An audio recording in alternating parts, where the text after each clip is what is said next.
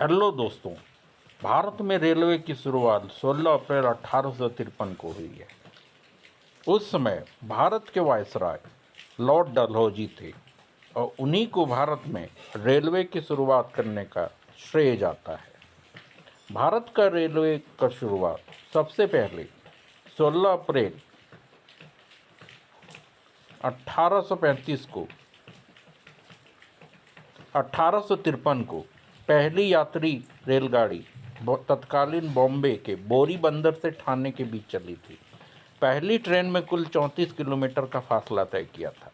इस ट्रेन को साहिब, सिंध और सुल्तान नाम के 3 भाप इंजनों द्वारा खींचा गया था। क्योंकि उस समय इतनी क्षमता वाले भाप इंजन नहीं थे, इसीलिए 3 भाप इंजन द्वारा खींचा गया था। इसमें सिर्फ 400 यात्री ही को मौका मिला था। हुआ यूँ था कि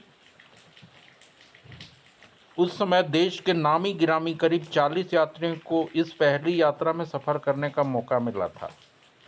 भारतीय रेल की पहली ट्रेन में 14 डिब्बा जोड़े गए थे। उस समय इतने डिब्बे को खींचने के लिए कोई शक्तिशाली इंजन नहीं था, इसीलिए इस ट्रेन में 3 भाप इंजन साहिब, सिंध और सुल्तान को जोड़ा गया था। यह ट्रेन भारत के लिए उस समय कितना महत्वपूर्ण था, इसका अंदाज़ा तो आप इस बात से लगा सकते हैं कि इसे 21 तोपों की सलामी मिली थी। दोपहर 3:30 बजे बोरी बंदर से एक विशाल भीड़ की जोरदार तालियों और 21 तोपों की सलामी के बीच यह ट्रेन रवाना हुई थी।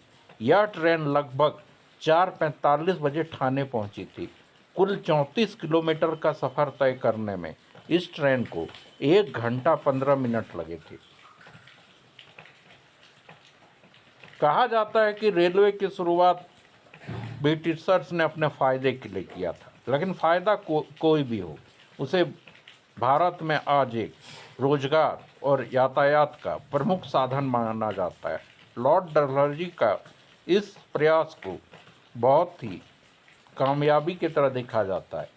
उल्लेखनीय कि बॉम्बे को ठाणे, कल्याण, थाल और भोर घाटों के साथ जोड़ने के लिए रेलवे लाइन पहली बार 1843 में भांडुप की यात्रा के दौरान बॉम्बे सरकार के chief engineer Shri George Clarke को आया था।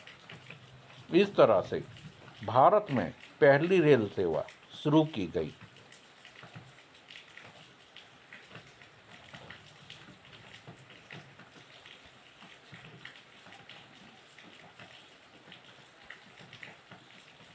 Thank you for watching.